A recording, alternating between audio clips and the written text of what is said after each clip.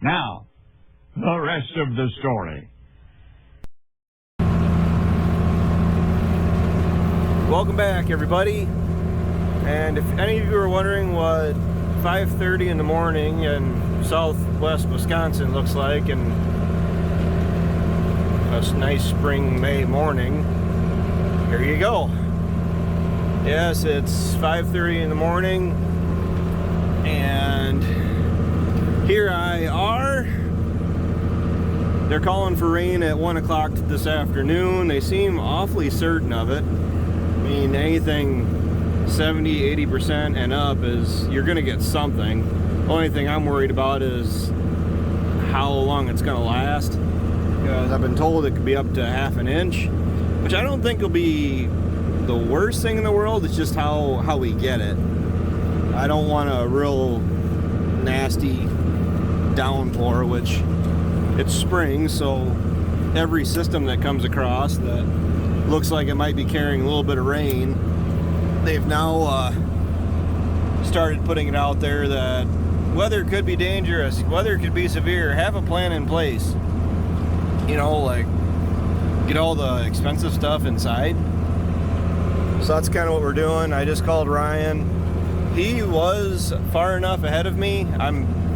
I got the home farm done, a field in between the home farm and here done, and I'm 7.5 acres into this field, or this farm, and there's 45 acres here. And then when I'm done here, I'm thinking that's probably going to be it. I mean, it's really up in the air because I have an errand to run yet. I or Ryan have an errand to run yet, which I think it's probably going to have to be me. And Ryan's got, well, I can show you. So this is the no-till strip I'm doing. That was beans last year. Everything else, this mess down along the woods, that was soybeans and sod. I combined it because it's supposed to be combined, I think. I hope I didn't mess that up. I might have to, I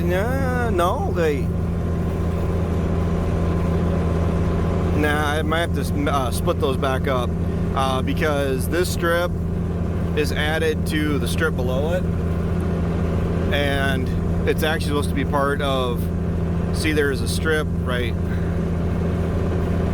here is actually alfalfa.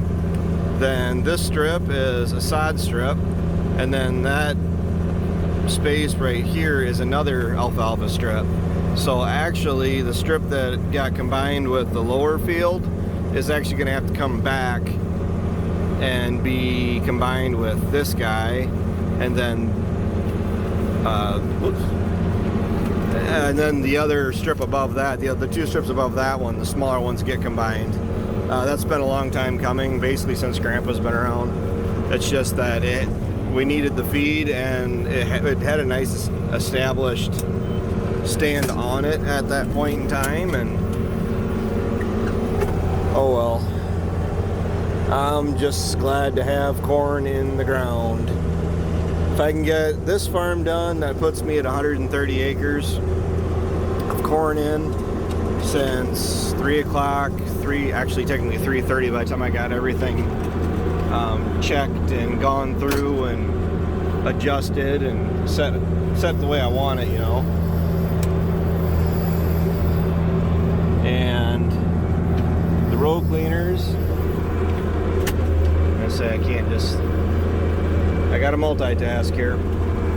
The row cleaners have been set down a notch deeper, or a notch more aggressively, so the row cleaners are in the ground a little bit more. They're pushing away any of that soybean stubble material, which is all that's out here.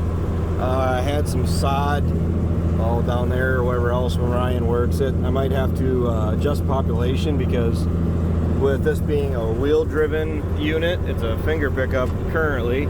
All the stuff is there to upgrade it for the electronic drives and stuff, but it's going to be next year. Don't have like all the little bitty parts yet, so, which is fine, because I am noticing on the map, the singulation and stuff is, well, that not right there, it makes you look like a liar, but it is actually running a little bit more consistent than what we've had in the past. See, your singulation percent is 99.2, spacing quality is 97, 96, 96. Ideally, what all that stuff is going to do next year is we're not going to see nearly as much yellow and blue, and it's going to keep that singulation more consistent at that 99% and above. At least that's what I have been told. I mean, don't quote me or nothing. And a couple rocks right there I gotta pick up. So the waves are working awesome. I dropped them down a little bit deeper for corn versus soybean and having that much more soil contact between the reveal row cleaners. Then the seed disc openers are only a year old, so you might as well say they're close to new. And then the seed tube is a standard unit going through the wave, then the Schlegel closing wheels. And dare I say, we actually don't have too bad of a system set up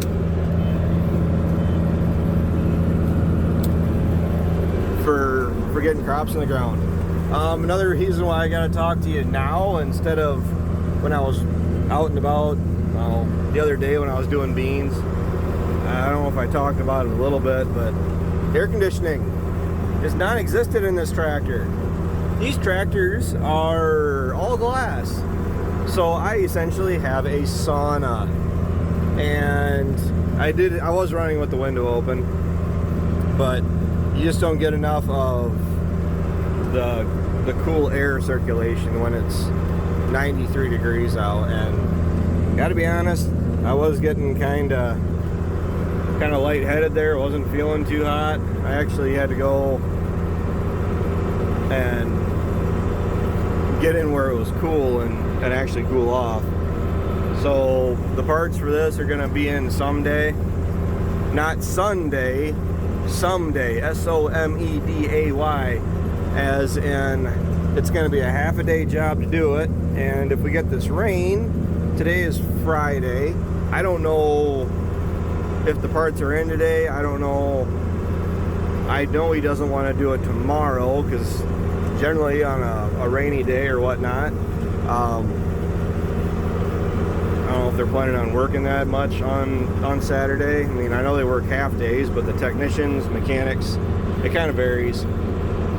And it seems like, not all of them, but you have a few of them that do farm themselves, so they do have other priorities than sitting at the dealership or sitting at work. So, oh, my GoPro's still out there. Oh, heck yeah. I forgot about that when I did that time lapse when I was switching the planter over. That took me a little longer than I would have liked, but that was also in the shed, at least out of the sun, which is maybe part of the reason why I'm not, you guys aren't seeing a close-up of me, but it was what, 90 something degrees earlier, or yesterday. I say earlier because I haven't been to bed, but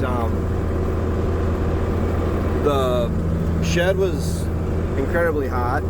I was sweating profusely, and just working on the planter, you're not used to working on, we're not used to working on the stuff up here with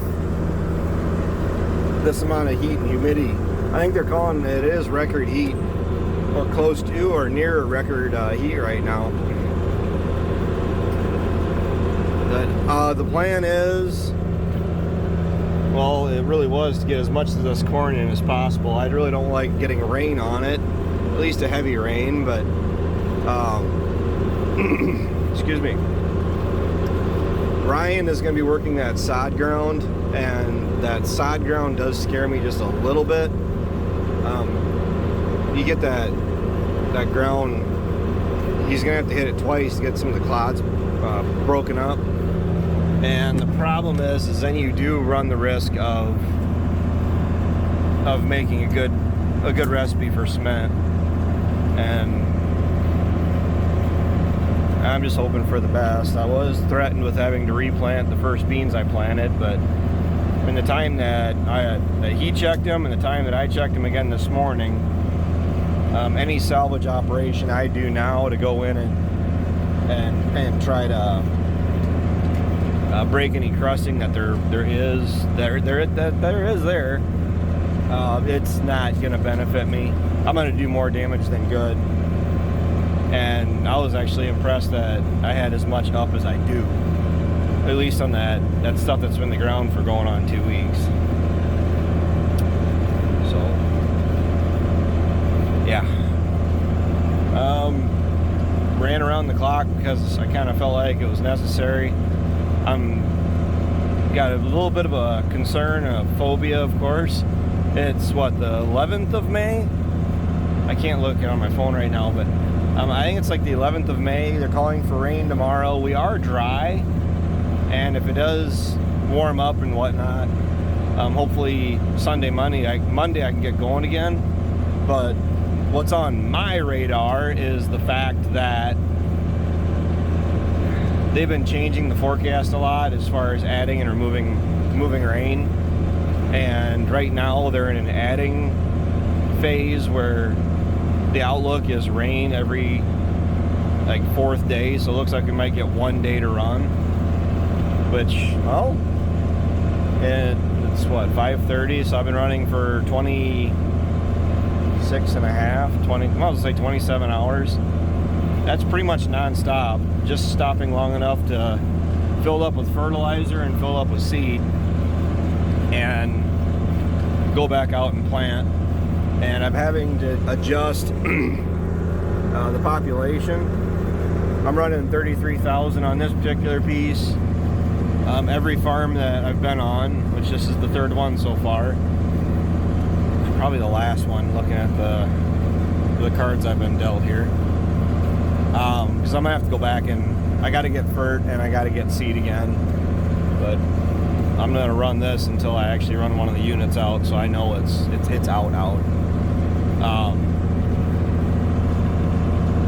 The only thing I'm worried about is being rained out and only being able to run for a few hours, or like a day or so, because we're not sitting too bad yet as far as the time of year. I have one particular brand variety of corn that is 107 day, which as of right now it doesn't scare me to plant it, but we get closer to the 20th of May, the 25th of May, then I start to get worried a little bit. So I've already ran, I've already ran anywhere from, well, of course, 33,000 here all the way up to 38,000 seeds per acre. So every farm that we've got, I don't think we have the same rate on any of our farms, to be quite honest. I'm not trying to get you guys sick here, but I'm gonna say the sun's coming up, and as strange as it sounds, I'm not looking forward to that, because that's when I gotta crack the window back open and have the blowers on, and all that does is circulate warm air. But what do? Don't have another tractor I can put the planter on. I mean, I literally can't. I could, but I'm not going to. Put the 76 on the planter. It just isn't going to happen. I mean, all the stuff that's in here, it wouldn't. No. Might be miserable planting, basically a sauna essentially, but not much I can really do to help it. I'm stubborn enough where crops got to get planted. It's our livelihood. So it's just one of the things that machinery acts up, but it's not impairing the actual machinery itself and doing the job it needs to do. It's just an annoying thing for the operator. But I do know, the other night when I finished soybeans, I don't know, I can't remember if I talked to you guys because my brain's not exactly working at full capacity right now. But when I was talking to you guys, I'm just gonna say whatever. But when I finished beans up, that was 3:30 in the morning when I finished the beans up. But the problem is then I had to drive home 15 miles. And that night was really nasty as far as I was sweating nonstop. But then I got in the truck and headed for home, and the air conditioning in that white truck of my dad's is awfully efficient. And I don't say in a bad way, I say that is, it'll freeze you right out. And going from the hot and sweaty and uncomfortable, I was actually wide awake and ready to run. And to be honest with you, I'm feeling that way now. I was fine until the sun came up, and my body's realizing, hey, you shorted me. I was supposed to get some sleep at some point. Well, normally the trick I try to do is, if you're going to be up all night, if before the sun comes up, you take a 15 to a 20 minute, 30 minute nap, and give that kind of resets your body into thinking that it actually got a night's worth of sleep. And it actually works. You just got to get over that initial waking up again, which cannot be that enjoyable, but once you get up and going again, it's not that bad. So the planting is probably going to be drug out for another week yet. And like Rockville, that's kind of a time burner because of the contours. They're bigger contours, which is awesome, but this farm isn't going to be too terrible. I just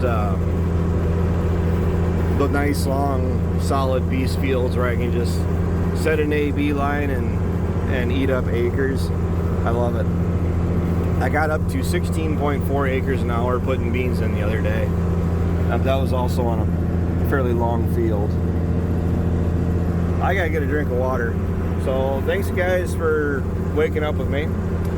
Take care, take it easy, keep in touch. I know my videos are kind of backlogged, but I haven't even been home to even sit in front of the computer, so can't be helped. Oh well, talk to you later.